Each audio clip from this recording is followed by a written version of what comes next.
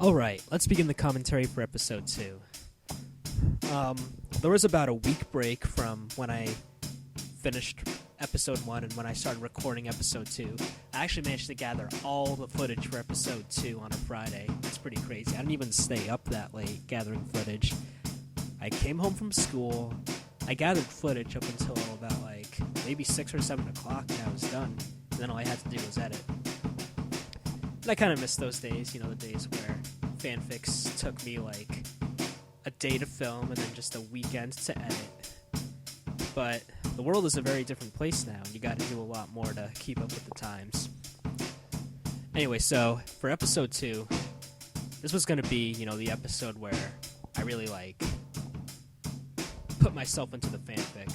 This was the first fanfic where I took the Tenkaichi fights and edited them so I could make my own fights that would look a lot more like the DBZ series than just playing the game.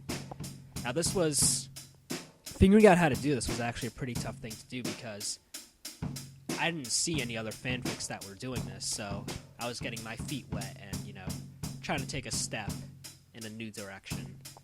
So when it came to editing, one thing I've always realized was that your edits need to be very smooth so that someone who's not familiar with, what they're watching can't tell that it's edited. So my goal was that the only people who should be able to tell that I've edited this are the people who've played Tenkaichi 2. If someone who hasn't played this game can tell that I did the editing, then that means I've failed miserably and it probably looks terrible to someone who's already played the game. So just that goal was something I've been following, and I still follow today when I edit anything. And then as we go through the fights, I'll comment on what I was thinking in terms of the editing, how to get this scene to work, and etc. Now for the plot, like I said previously, I wanted to introduce the concept of Super Saiyan because I was going to use a Super Saiyan to defeat Frieza. And it would just be really random to just, in the final battle, a Super Saiyan emerges and Frieza gets killed, That'd be kind of random and unexpected. So I needed to find some kind of way to introduce this concept of Super Saiyan so that when it pops up later, it's not such a big shock. So that's what this episode is for, hence the title.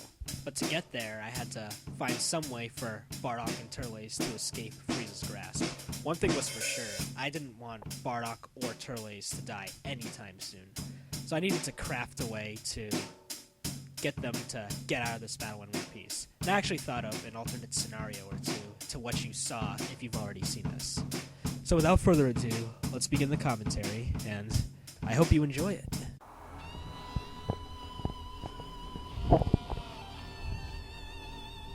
So as usual, you've got your not epic, but witty dialogue between two enemies before they fight.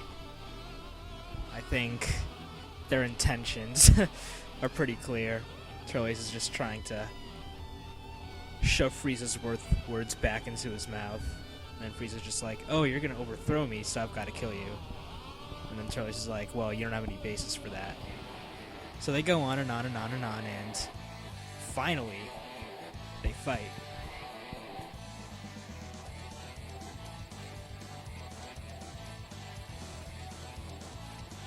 Now, I didn't want Turles to just get his ass kicked. I wanted to take this chance to actually show that Turles is a pretty strong fighter. So that's why you'll see Turles initially kicking Frieza's ass.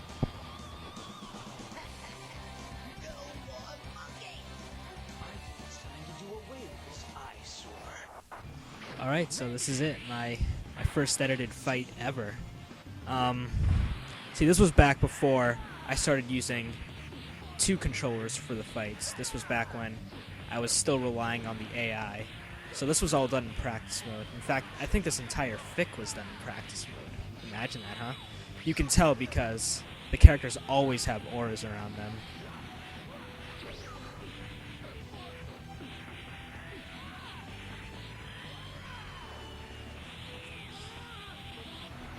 Alright, this is going to be my first edited sequence ever.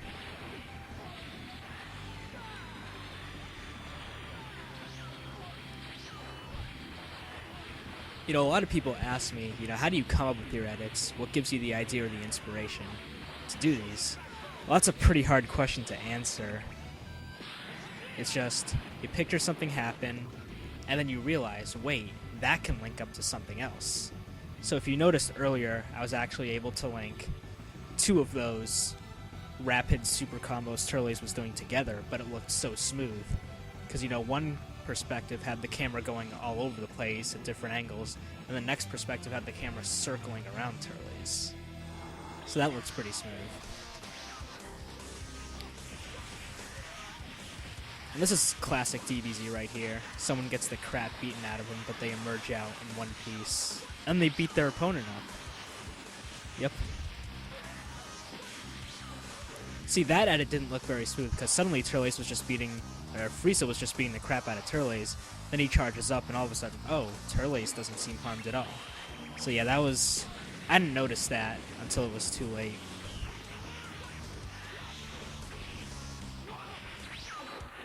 But the only way to get good at editing and being able to catch these things is if you do it a lot. You gotta give me a break. No one was editing it this time.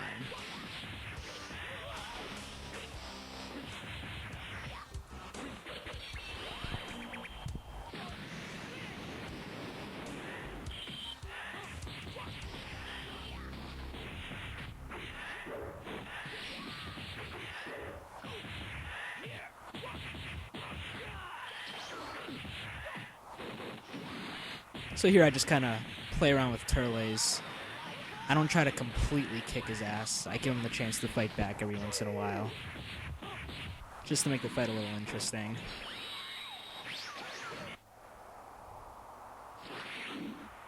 Oh, well, that's not good. If Kui interferes, and that means Turles is going to get his ass completely kicked. And Bardock waits until now to start getting healed. Okay, so that right there was interesting. I don't know. That was really random. I do a trip, and then Frieza uses his blast one to jump over and evade. I don't know. That kind of struck me. Yeah, that's what I miss about using Tenkaichi 2. The whole lock-on thing.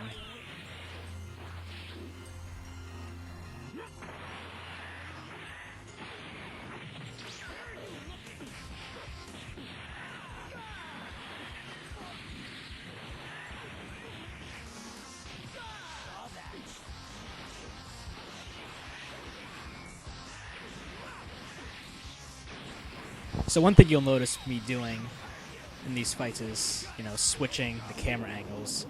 But I'm not really doing that on purpose. I'm just doing that so I can play the other character. Because, this wasn't done in two-player mode. This was done in practice mode. And you can't use the second controller.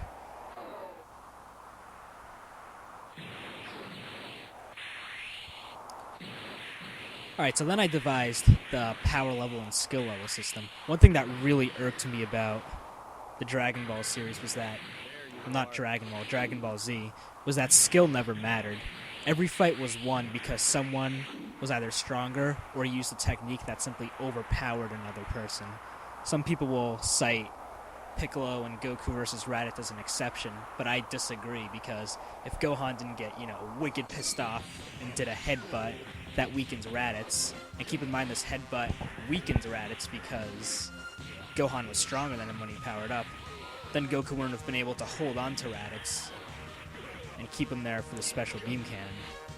Now if Goku didn't trust Raditz from the beginning and held on to his tail while Piccolo finished him off, then you could have said, they won that fight because of skill. Because, they took advantage of a stronger opponent's weakness and then just killed him. So I devised the skill level system so that weaker fighters still have a way of fighting back. And it actually becomes a useful concept later on. It's the reason why Bardock and Turles were able to escape Frieza.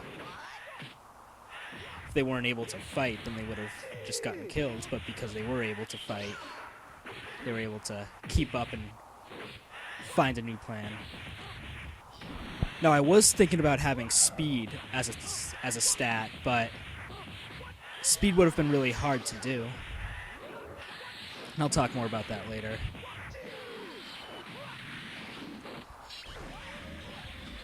Alright, so this was pretty exciting because this would be the first time I would put two fighters against one. You know, the only way to do that is to loop cutscene moves just right and make use of teleports. So I do just that here to get my feet wet. And it actually looks pretty smooth.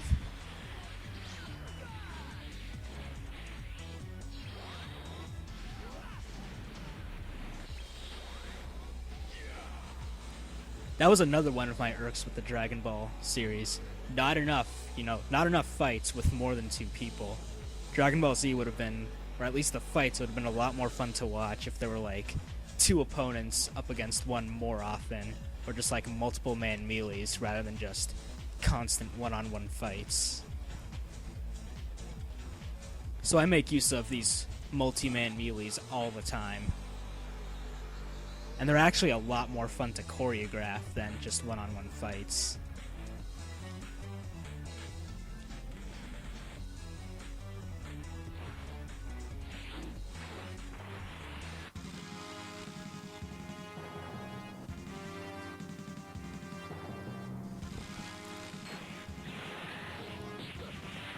So Bardock's a more skilled fighter than Turles, and this is how I set it up. I set it up so that Turles was stronger but less skilled, and Bardock was weaker but more skilled. And that made for a very fun combination. I'll talk more about the epic sliding kick once we get to the tournament. But the sliding kick actually kinda happened on accident. I'll tell you how that works if you never cut onto it.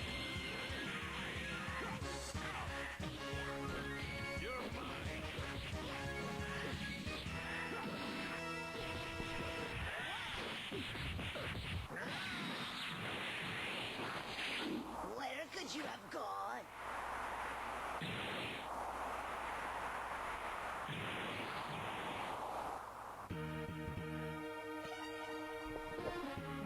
So right from the get-go, I already set everybody to be pretty strong, you know, just as strong as the heroes were in DBZ during the Namek Saga.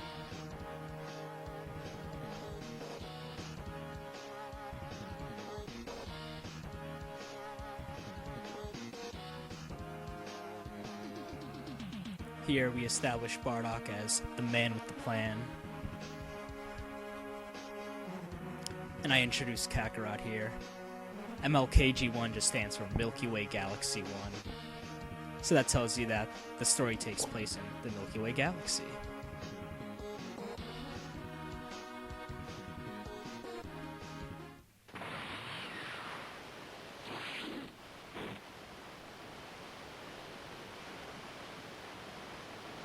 Yeah, so the purpose of this scene right here was just to tell my audience how strong Bardock and Turles were. Yeah, one thing I kind of got irked about also was, you know, just like when someone died, no one really commented on it afterwards. It's like stuff happens in the past and they never really reflect on it. So that's kind of what I had him did here. And I do that later on as well.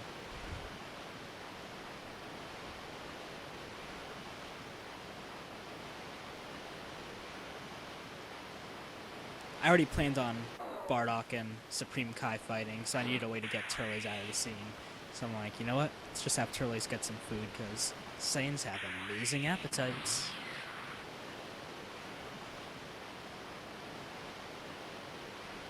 There you are.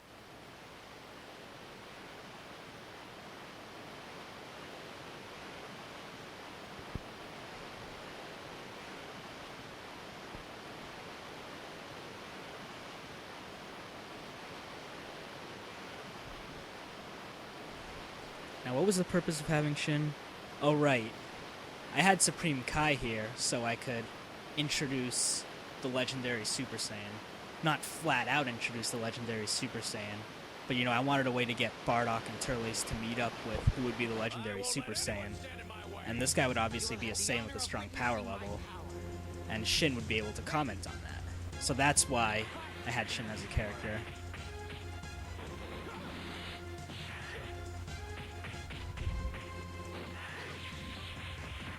I decided to have this fight just to show that there are other beings in the universe other than Saiyans that are half-decent fighters. Another thing that irked me about DBZ, at some point, if you weren't a Saiyan, you sucked balls.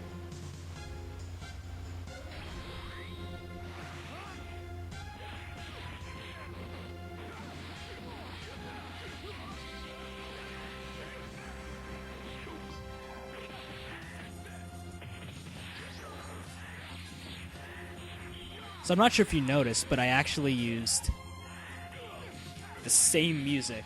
I say same loosely. This is the this track was used in the original Dragon Ball series, and the one that was first heard, that was actually from the Japanese Tenkaichi games.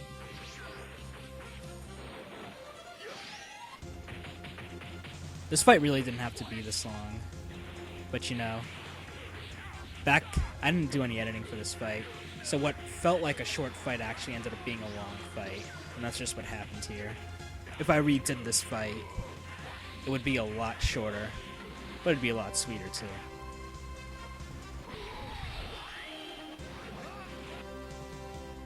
And I use the fade out effect, you know, to show that time passes.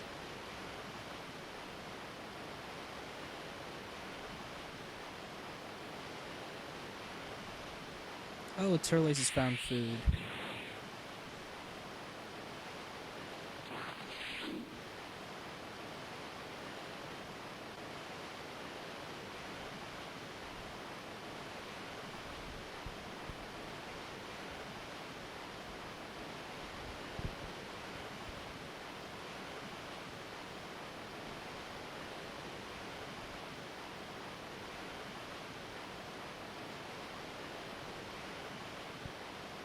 So Turles just says power level is a measure of your strength and your endurance. I kind of BS the definition of skill level, but it made sense in my head, so I stuck with it.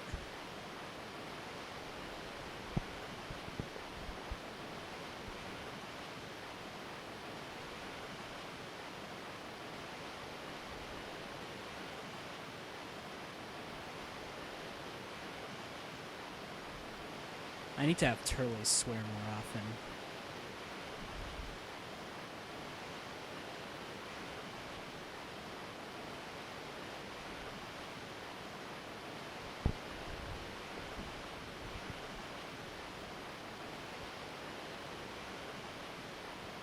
And this is how I introduce Master Roshi, but I stuck to his Japanese name. Here I already had imagined that Kakarot would be the legendary Super Saiyan, so I needed to make sure he went through the right training so he'd be fit for the position. So here I have him train under the most skilled fighter in the universe, just as a good way to kick things off and start.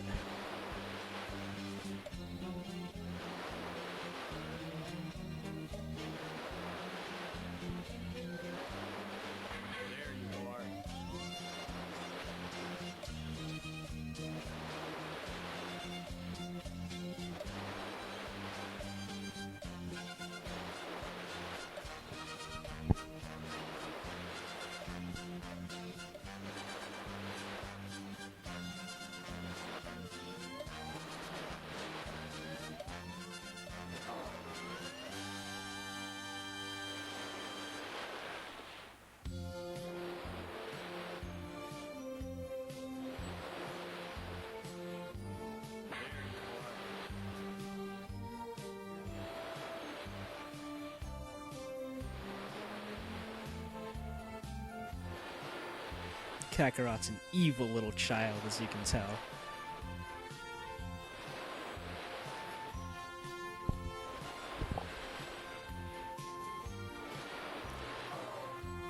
A lot of people ask me why I used Goten instead of Kid Goku.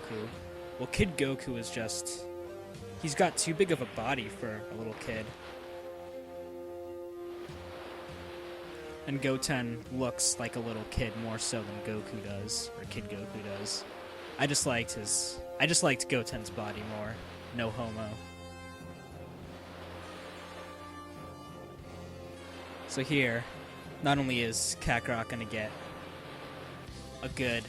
a good boost to his fighting ability, he's also going to get some cold hard discipline, which will help him later on.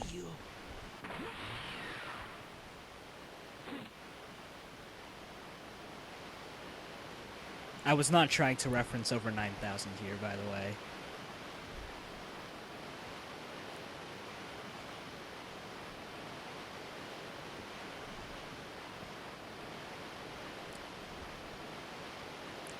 Now we have Shin introducing,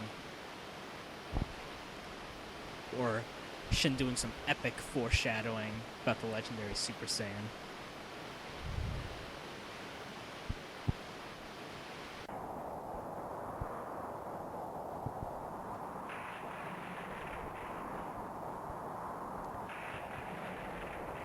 I thought the camera angle with having two of them in the same place but looking straight forward was actually pretty cool, and I like the way it looks. Turles announces right off the bat that this guy's stronger than Bardock, so you know the Saiyan is serious business.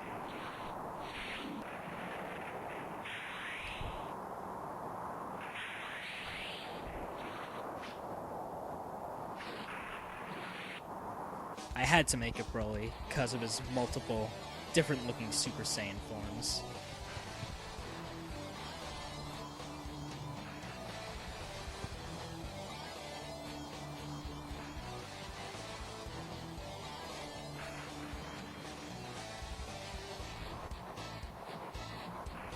I don't know why these subtitles got weird out like that.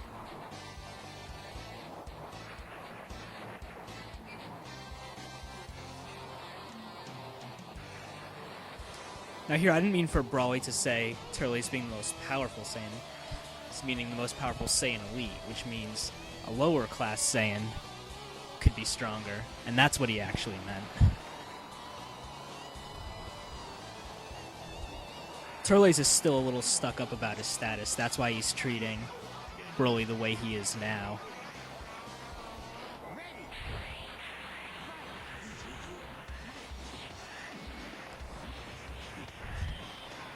Yeah, one thing I should comment on is, how do I think of the music I use for these scenes? Generally, my approach is that I try not to reuse fight music, but my library is actually running pretty thin. So, by my next set of picks, I'll be using a lot of the same old soundtracks. But I think of a mood that the battle has, and I try to think of a soundtrack. I have a lot of video game music on my computer, so I'll try to pick the one that best suits the mood. So this battle, you don't really know too much what's going to happen, other than the fact that now you see Turles just beating Broly like it's nothing. But I think this battle music it's just kind of mysterious.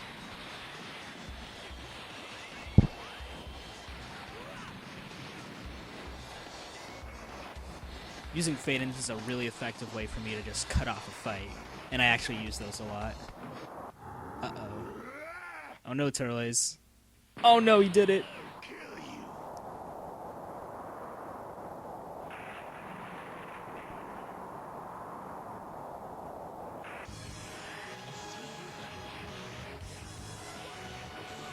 And here I'm Broly, so Broly's gonna kick ass.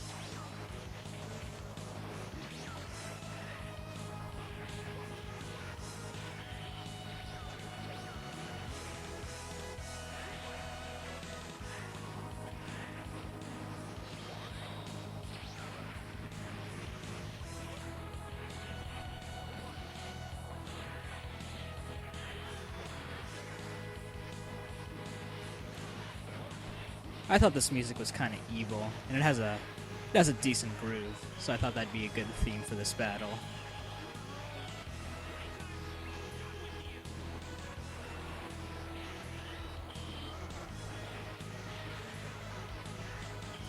Now remember that because there was no replay mode, and I hadn't come up with the idea of using split screen effects to do two-player battles, I didn't actually make 100% edited fights like a lot of people are now, and like my current fights are. all my fights for a while are just going to be fighting with the computer player mixed in with some edited scenes to make things interesting.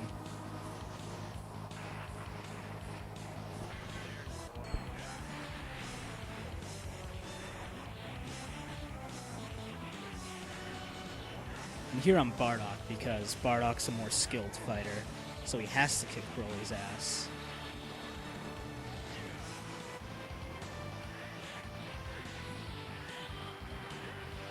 I'll actually comment about the speed.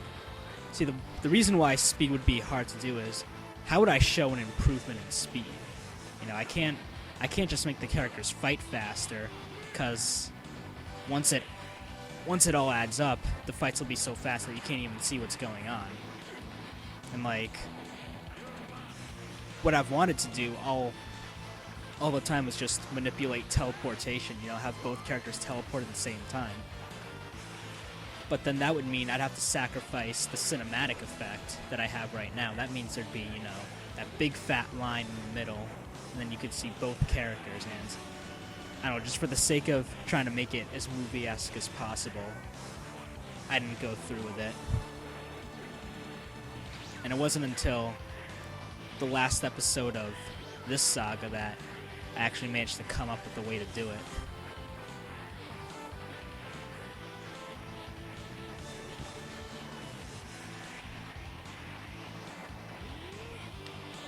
And I still don't know why this episode has the most views out of all my fanfics. So if you're one of those guys who's been contributing to those views, let me know why you thought this episode was so good.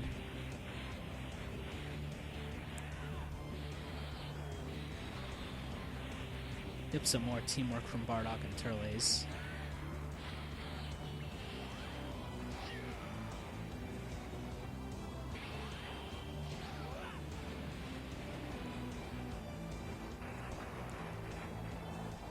Follows a very basic formula. One guy teleports, does beating up, then he sends his opponent flying and teleports, and then just when you think he'll teleport and attack, then his ally actually teleports in and attacks instead. So just by using that same formula, I was able to get multiple fighters fighting at the same time. Or not at the same time, but getting multiple fighters involved in one fight.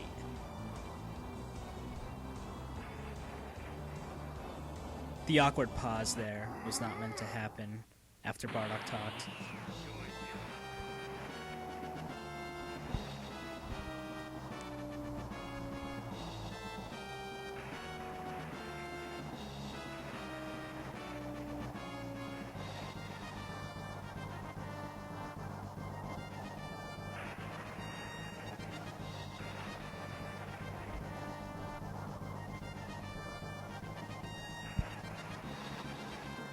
I like how evilly green his key looks.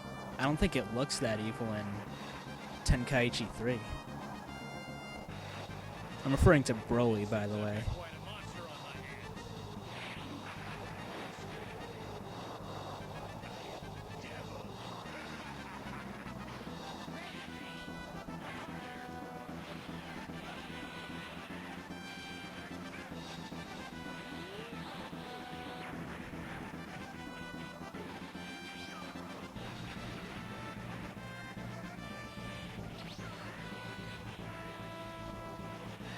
So the only way to explain Kakarot or Bardock not getting killed already is that Broly's just toying around.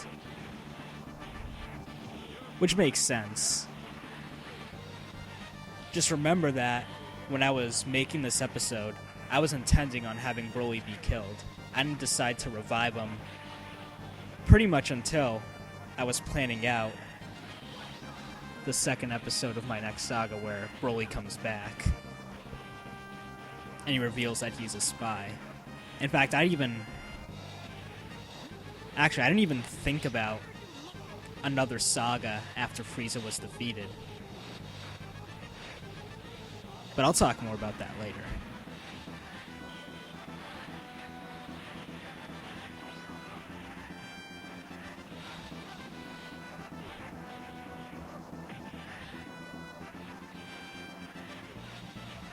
So Bardock and Turles are just taking turns fighting this big beast. Trying to find the weakness.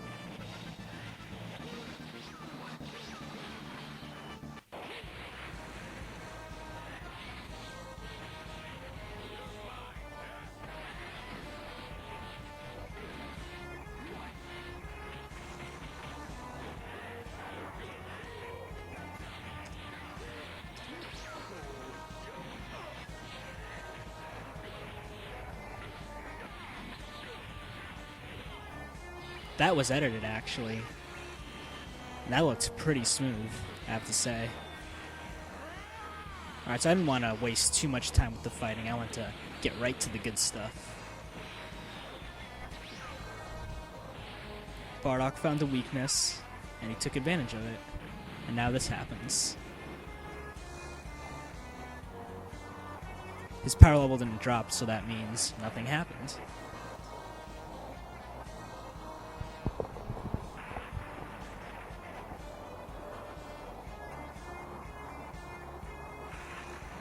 I wanted to give Brawley some personality, not just have him recite character names over and over like a Pokemon.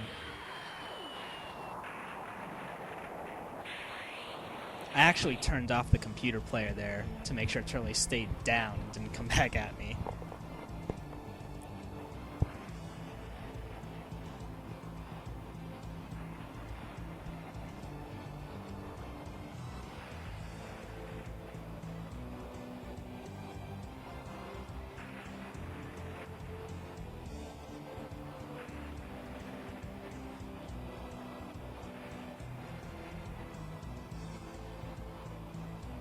If I could redo this fight, I would have just had Turles and Bardock just outlast Broly until he was forced to revert.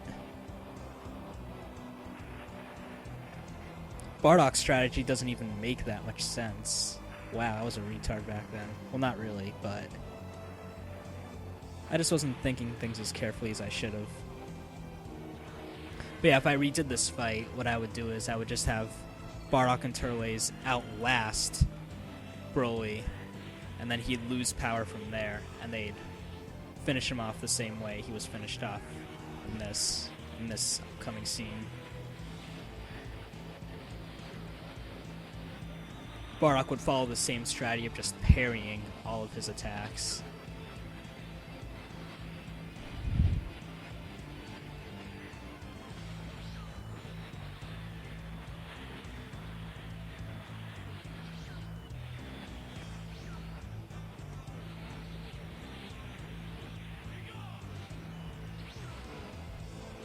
Yeah, so it's really fun to link different Blast 2s and Ultimate moves together just because of the cutscenes.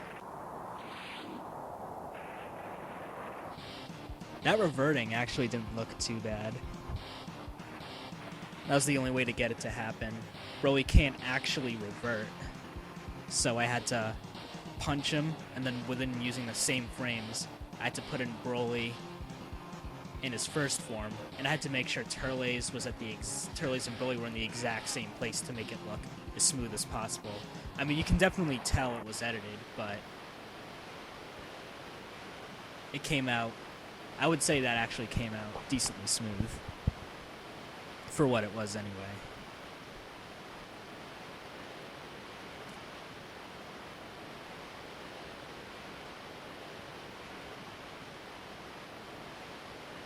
The purpose of this is just to tell you, hey, this is how strong we are.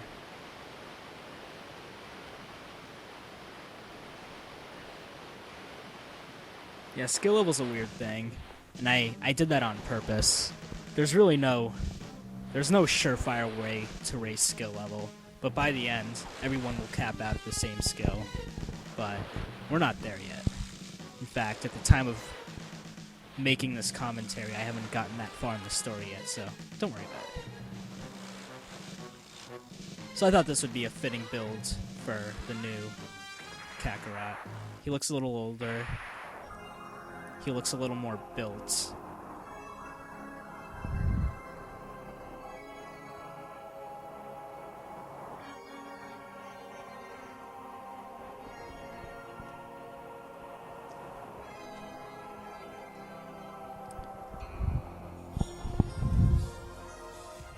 I decided to do this scene to fill up some more time. I just thought it'd be cool to see Kakarot fight when he was a kid, because next time you see him, he's going to be a big adult. Well, not a big adult, but he's going to be older.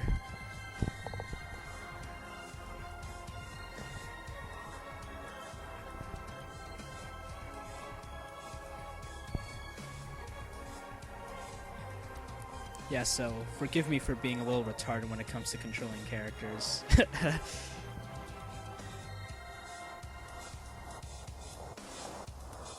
A bunch of people actually called me out on it. It was so embarrassing, let me tell you.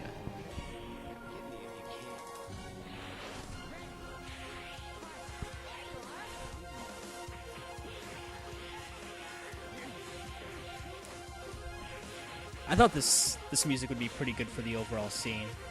You know, it starts off kind of gloomy, and that describes the scenery really perfectly. And then when it gets intense, like it is now, it's pretty cool for fights. So that's why I decided to stick with PyCon's theme, because it accomplished both at the same time. So this is practice mode, that's why I'm able to spam after Image Strike.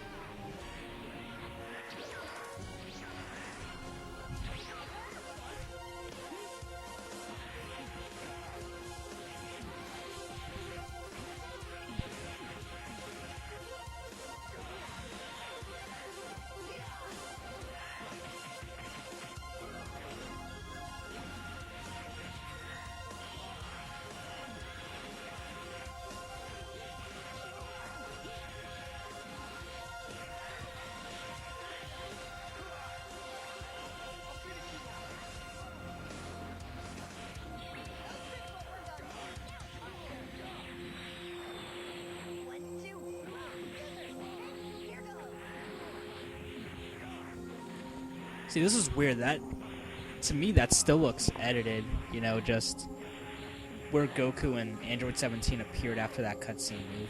I thought using the cutscene move would be a flawless way to transition from using Super 17 to using Goku. But, it didn't look that good. So after a long and arduous battle, it seems like Kakarot wasn't able to do his thing. Oh, he's still got a bit left. And... oh, he's down.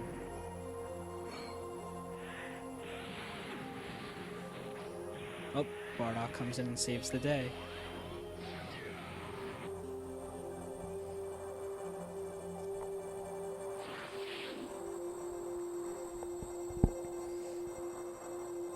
Father-son moment. It's not too cute, but I guess it did the job.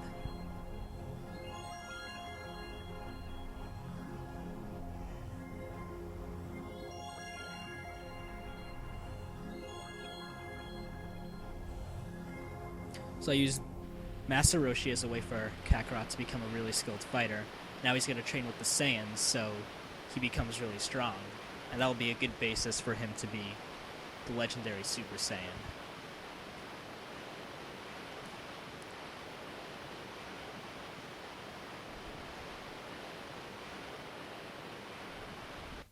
And there you have it, Episode 2. I hope you enjoyed this part of the commentary. When I begin the commentary for Episode 3, I'll follow the same routine. Just explain my thoughts before I started filming, you know, the goals I had in mind and what I thought was going to happen, etc. And then I'll comment as the fanfic goes on. So I hope you enjoyed this round of the commentary, and I'll see you next time.